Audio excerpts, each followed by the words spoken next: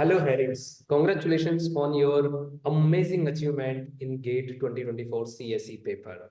I would like to request you to introduce yourself, please. Thank you so much, sir. So, hi, I am Haris Khan. I got AIR 126 in GATE 2024. Previously, I appeared in GATE 2021 and 2022, where I got AIR 118 and AIR 306 respectively. Currently, I am pursuing my MTech from IIT Kanpur. Okay, तो तुम IIT Kanpur से हो, तो तुम्हारा ये third attempt था। Yes sir, मेरा third attempt था।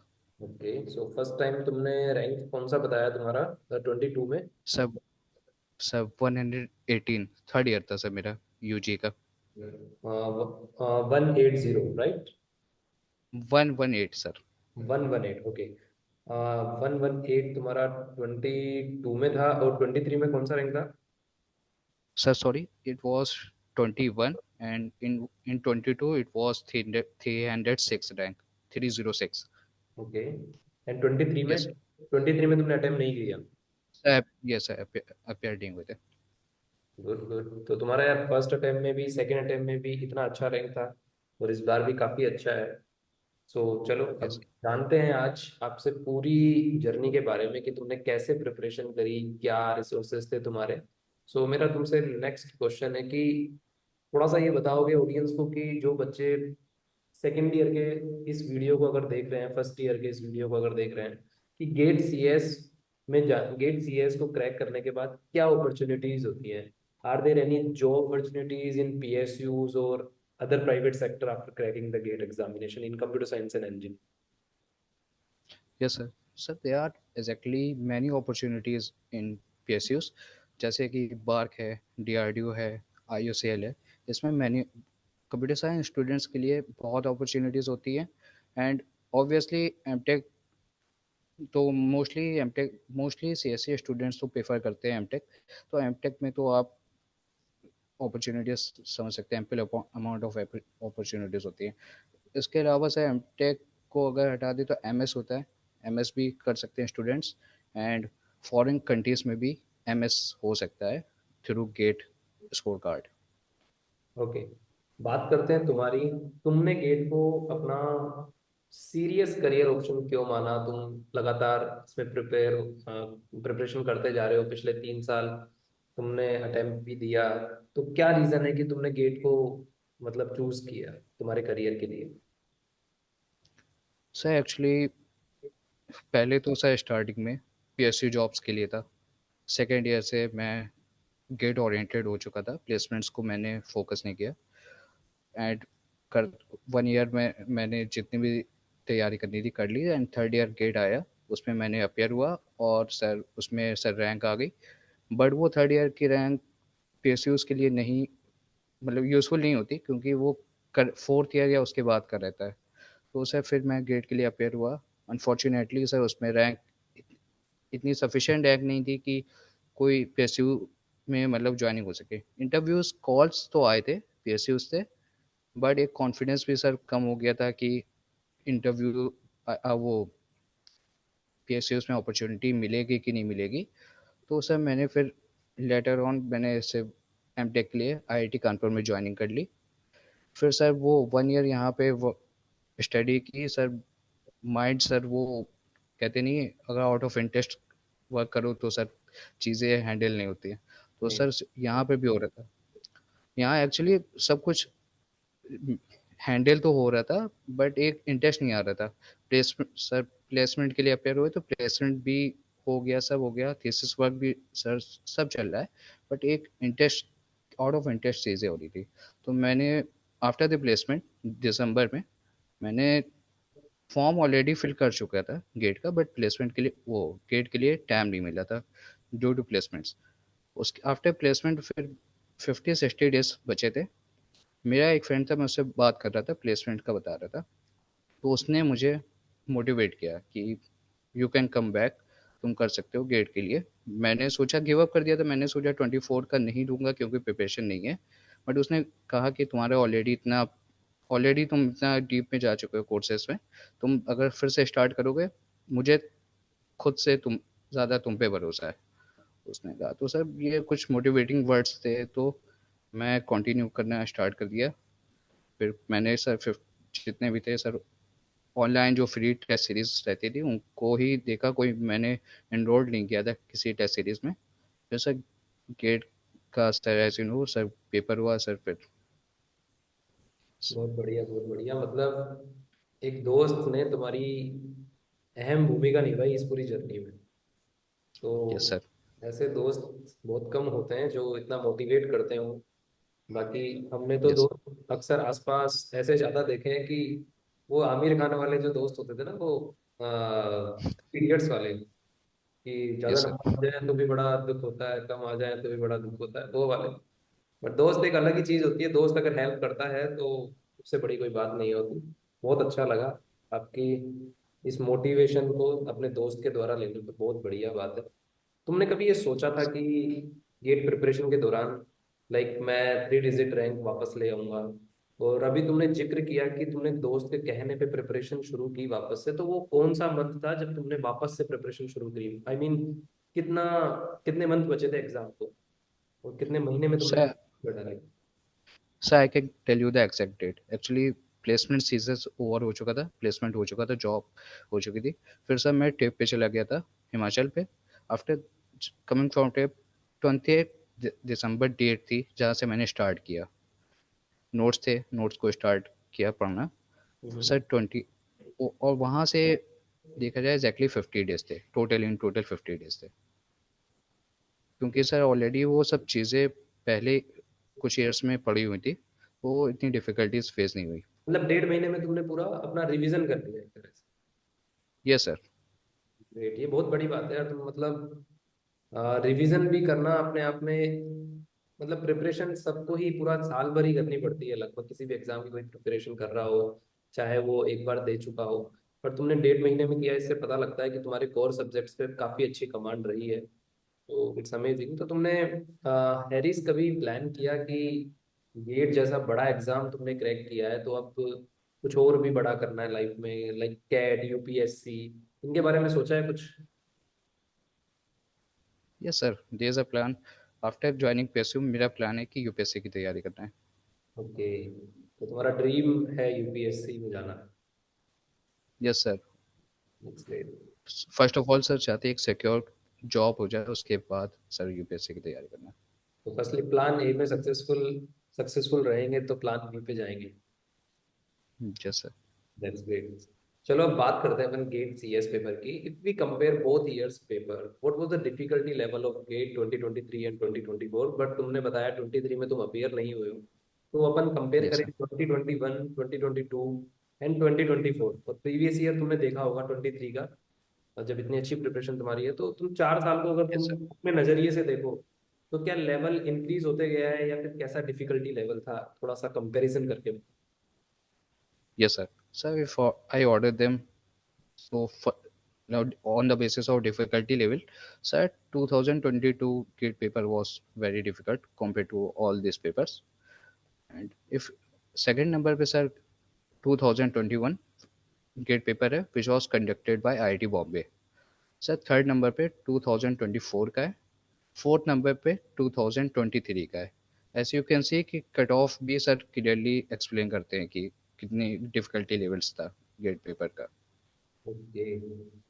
तो तुमने अभी जिक्र किया कि तुमने फ्री रिसोर्सेज से ही पढ़ाई की है, और ये यस एक बहुत बड़ी बात है। मतलब 3 डिजिट रैंक लाना, अपने दम पे रैंक लाना, कोई प्रॉपर गाइडेंस नहीं, कोई प्रॉपर पेड रिसोर्सेज नहीं, तो ये एक बहुत बड़ी बात है। इसके लिए मैं तुम्हें वंस अगेन कॉन्ग्रेचुलेट करना चाहता हूँ इतनी अच्छी रैंक लाने के लिए। Thank you. तो मैं तुमसे एक रिक्वेस्ट करूंगा कि तुम्हारे जैसे हजारों बच्चे हैं, तुम्हारा कोई भी यस सर। कंडीशन रहा हो सेल्फ स्टडी का, वो एक अलग मैटर है, बट बहुत से बच्चे हैं जिनका फाइनेंशियली कंडीशन बहुत वीक होता है, और वो अफोर्ड नहीं कर पाते। और गेट सीएस की जब बात करें, तो कोचिंगें बहुत महंगी है, बहुत महंगी, पेड रिसोर्सेज बहुत महंगे हैं।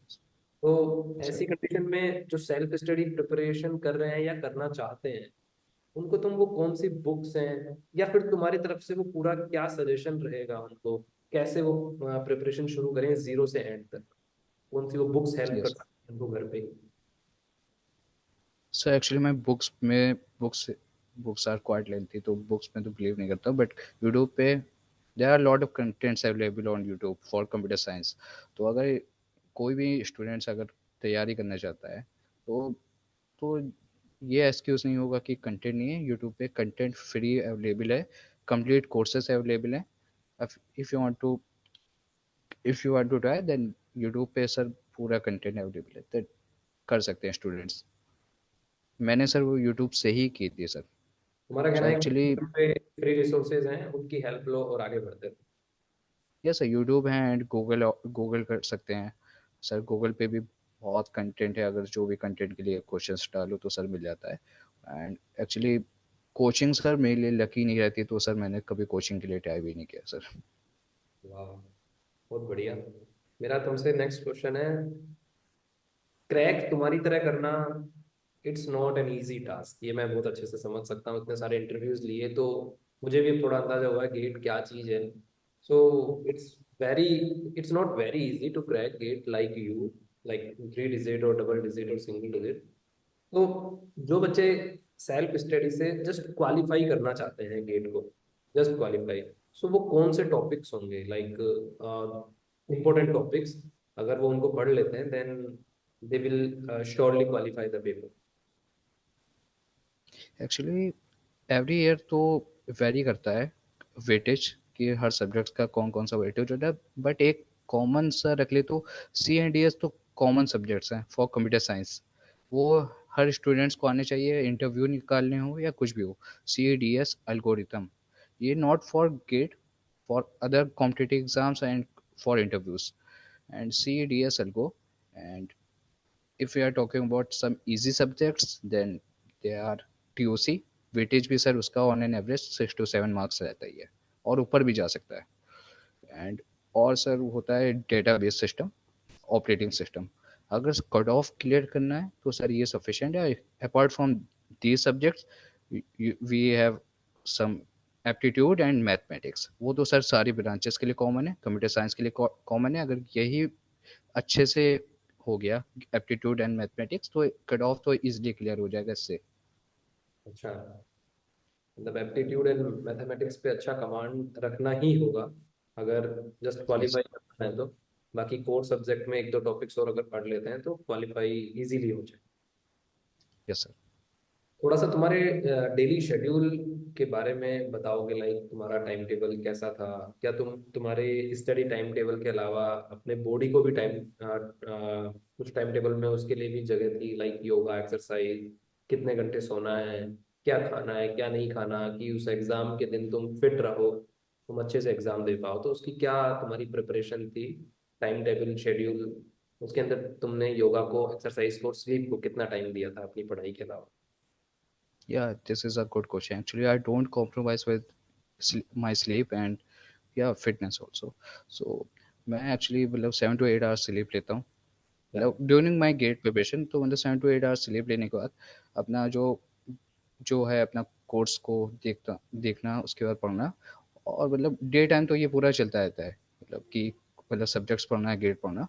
फिर उसके बाद जैसे इवनिंग होती है, इवनिंग में 1 आवर की मैं एक्सरसाइज कर लेता था, लाइक कि फिट, नॉट मस्कुलर के लिए नहीं, जस्ट फॉर फिटनेस की, फिट फिट है, जैसे इश्यूज ना रहो बॉडी में, तो ये रहता था 1 आवर की एक्सरसाइज। फिर एज यूजल थोड़ी गेट प्रिपरेशन करने के बाद ऐसे रहता था। बाकी मतलब गेट को थोड़ा अपने जो भी है पैशन हॉबीज भी अगर हो तो उसको भी बॉयकॉट नहीं करना चाहिए गेट के ड्यूरेशन में। एक्चुअली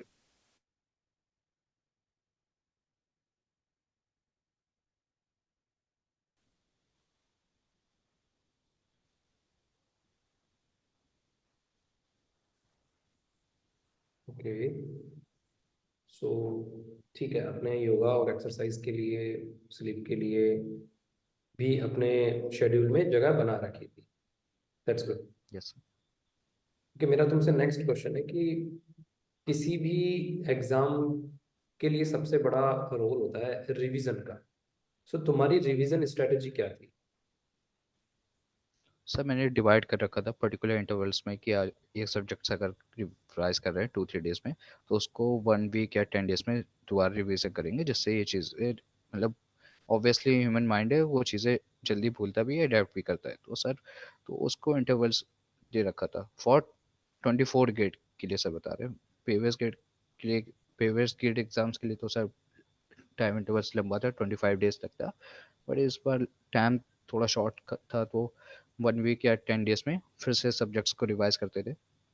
और शॉर्ट नोट्स सब ऑलरेडी सब प्रिपेयर्ड थे, तो सर वो सब एक्चुअली दिक्कत नहीं आती थी, प्रॉब्लम कोई इशू नहीं रहता था। वही सब उठाते थे सर, फिर से रिवीजन करते थे सर। ये एक कॉन्टिन्यूसली 50 डेज रिवीजन चलता रहा था।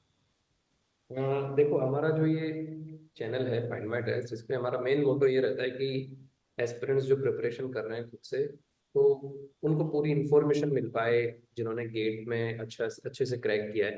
तो बात करते हैं तुम्हारे रिवीजन की 2021 की। लाइक तुमने जब फर्स्ट टाइम यस। किया था, तब तुम ओके। एज ए प्योर उस टाइम पे एक एस्पिरेंट थे, जिसको मतलब जीरो से जो शुरू करने वाला, बाद में तो तुमने रिवीजन किया है अपने शॉर्ट नोट्स का एंड सबका। होगा सर। तो वो फर्स्ट टाइम जब था, जब तुमने कैसे रिवीजन करना शुरू किया और कैसे तुमने शॉर्ट नोट्स बनाए, उसके लिए क्या स्ट्रेटेजी तुमने अपनाई, उसके बारे में थोड़ा सा शेयर करो। सर पहले तो जो सब्जेक्ट्स था उसको ऑनलाइन देख के, कंटेंट देख के उसको कंप्लीट किया पहले। सर उसके नोट्स बनाए। फिर नोट्स को सर दूसरा सब्जेक्ट स्टार्ट करने से पहले वो नोट्स को फिर से रिवाइज किया, जो बनाए थे मैंने। रिवाइज करने के बाद सर उसका 30 डेज का टाइम इंटरवल लेकर चलते, 25 या 30 डेज का, कि इसको फिर से रिविज़न करेंगे। एटलीस्ट उन सब्जेक्ट्स कॉन्सेप्ट्स को भूलूँ ना। और जो हो जाते थे सर, फिर ऐसे करके सारे सब्जेक्ट का भी सेम फॉलो करता था, रिपीट करता था सर। और वो सर जैसे टेस्ट सीरीज ज्वाइन की मैंने 21 एंड 22 ग्रेड्स के लिए। तो वहाँ पे जाके सर टेस्ट सीरीज में भी ऐसे कुछ पॉइंट्स होते थे जो मेरे नोट्स में नहीं अवेलेबल होते थे। लाइक ऑनलाइन कंटेंट्स में भी कुछ चीज़ें मिसिंग होती हैं, तो वो चीज़ें उठाता था, उनको स्टडी करता था, उनको मैं अपने नोट्स में ऐड करता था। और जब लास्ट 2 मंथ्स बचे थे तो मैंने शॉर्ट नोट्स बनाने स्टार्ट कर दिए, क्योंकि वो वीक या 2-3 वीक्स पहले शॉर्ट नोट्स ही हेल्पफुल होते हैं, क्योंकि आप पूरे नोट्स को स्टार्टिंग से रिवाइज नहीं कर सकते हैं। तो वो शॉर्ट नोट्स मैंने अपने नोट्स से बनाने स्टार्ट कर दिए, कि ऑपरेटिंग सिस्टम की पूरा पूरे 5 to 6 शेड्यूलिंग एल्गोरिथम है, तो सबकी नेम लिखे, उनके शॉर्ट शॉर्ट में लिख दिया कि कैसे हाउ इट वर्क्स। तो सर ऐसे शॉर्ट नोट्स मैंने सारे सब्जेक्ट्स के प्रिपेयर किए, उसी के बेसिस पे लास्ट 2 वीक्स में मैंने उस प्रिपेयर किया फॉर ग्रेट। 21 एंड 22। बहुत बढ़िया। अभी तुमने बताया कि मॉक टेस्ट के बारे में तुमने बात की। तो many students are unable to perform well in the exam hall even though they have secured good marks in mock tests at home. और एग्जाम में जब जाते हैं, रियल एग्जाम में, तब कुछ और सीन हो जाता है। वो तुम फियर समझ लो, फोबिया समझ लो, या फिर हो सकता है कि फर्स्ट क्वेश्चन ऐसा देखा वो ही नहीं आया, तो फिर पूरा इंसान, मतलब स्टूडेंट, अपने आप को काम नहीं रख पाता है और उसका पूरा पेपर बिगड़ जाता है। तो ऐसी कंडीशन के लिए तुम क्या कहना चाहोगे, एग्जाम में क्वेश्चंस को किस तरह से अटेम्प्ट करना चाहिए और अपने आप को काम कैसे रखना चाहिए चाहे क्वेश्चन नहीं आ रहे हो? ऐसे ऑलरेडी सेट की फेयर हो सकता है एग्जामिनेशन में, क्योंकि टेस्ट सीरीज में तो मोस्टली परफॉर्म कर लेते हैं, या नहीं भी होता है वो अलग केस है। बट मेन एग्जामिनेशन में जाके वो फेयर भी हो सकता है, प्रेशर भी हो जाता, बिल्डअप हो जाता है। तो वो सबसे बेस्ट ये है कि आपका जो भी स्ट्रॉन्ग पार्ट है ना, उसको पहले अटेम्प्ट करें। लाइक कि मेरा टेक्निकल पार्ट ज़्यादा स्ट्रॉन्ग है एप्टीट्यूड से, तो मैं एप्टीट्यूड को स्टार्ट कभी करता ही नहीं हूँ। तो मैंने टेक्निकल स्टार्ट किया, टेक्निकल में क्वेश्चंस स्टार्ट हुए, होते चले गए। तो स्ट्रॉन्ग पार्ट पहले हो गया, फिर बाद में जो थोड़ा वीक पार्ट है उसमें भी टाइम मुझे एम्पल अमाउंट में टाइम मिल गया, तो फिर मैंने उसमें फोकस करके वो हो गया। और प्रेशर भी थोड़ा रिलीज हो जाता है जब आपके क्वेश्चंस हो जाते हैं ऑलरेडी, तो आपके ऊपर प्रेशर भी जो बिल्डअप हो रहा होता है वो कम होने लगता है। तो ये स्ट्रेटेजी सही रहती है, पहले आप स्ट्रॉन्ग पार्ट्स को देखें। अगर स्टार्ट कर रहे हैं, अगर इनकेस एक दो क्वेश्चंस नहीं भी हो रहे ना, तो ये समझ के गेट एग्जामिनेशन में कभी भी ऐसा नहीं होता कि आगे भी डिफिकल्ट क्वेश्चंस होंगे। हो सकता है शफल करके क्वेश्चंस आए हों, पहले के 5 क्वेश्चंस ही डिफिकल्ट हो, बात कीजिए अगर आपने स्टडी की है, तो आई डोंट थिंक कि कोई इशू होगा।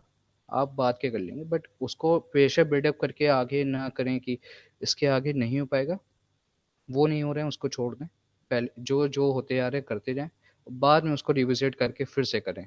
और मोस्टली चांसेस ये हैं, अगर वो कॉन्सेप्ट क्लियर होंगे तो वो क्वेश्चंस हो जाएंगे बाद में फ्री माइंड में।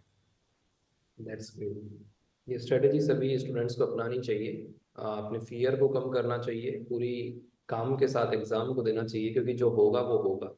आप अगर घबराएंगे यस। तो जरूर आपका पेपर बिगड़ेगा। पर अगर क्वेश्चंस नहीं आ रहे हैं, जैसा कि हैरिस ने भी बताया, अपने आप को काम रखना है और जब टाइम बचता है तब उस क्वेश्चन को वापस से देखना है। Thank you so much for sharing amazing tips to crack the GATE CS paper. मैं तुमसे रिक्वेस्ट करना चाहता हूँ एक बार और कि लास्ट सजेशन तुम क्या देना चाहोगे उन एस्पिरेंट्स के लिए जो कि गेट 25 सीएस पेपर की प्रिपरेशन कर रहे सर, जो लास्ट सजेशन यही है कि अपना जो भी है 6 to 8 आवर्स जितना भी आप दे सकते हैं अभी इनिशियल डेज में, आप अच्छे से दे दें, क्योंकि बाद में चीज़ें हेक्टिक होने स्टार्ट हो जाएंगी। और जितने भी हो सकते हैं पैरेलली 2 सब्जेक्ट्स को चलाएं पढ़ने के लिए, एक इजी एक डिफ़िकल्ट, जिससे इजी भी कवर हो जाए डिफ़िकल्ट भी कवर हो जाए, आपका सिलेबस भी जल्द से जल्द कवर हो जाए। जितनी जल्दी आपका सिलेबस कवर होगा रिवीजन के लिए आपको टाइम मिल जाएगा। एंड टेस्ट सीरीज़ भी आप कोई ज्वाइन करके टेस्ट सीरीज़ भी स्टार्ट कर दें आफ्टर सेप्टेम्बर एंड अक्टूबर। तो सर, ये रहे यही प्लान रहेगा कि आप ऐसे कंटिन्यू करके चलें और जल्द से जल्द अपना सिलेबस कंप्लीट कर लें, वो ज़्यादा बेनिफिशियल रहेगा। हैं। That's great. Thank you so much, Harish, and once again, congratulations for securing amazing rank 3 times. और हमारी विशेष आपके साथ हैं, आप ऐसे ही आगे बढ़ते रहें। और मैं व्यूवर से रिक्वेस्ट करूंगा कि चैनल को सब्सक्राइब करें अगर आप गेट की प्रिपरेशन कर रहे हैं। और अगर आपको किसी भी तरह की क्वेरी है regarding GATE preparation, then you can chat with our experts on our WhatsApp support chat number, which is in the description. और findmytest.com पे जाके भी आप हमारी हेल्पलाइन जाके आप पूछ सकते हैं गेट से रिलेटेड क्वेरीज के बारे में। Thank you so much and thanks for giving your valuable time, Harris. Thank you so much sir.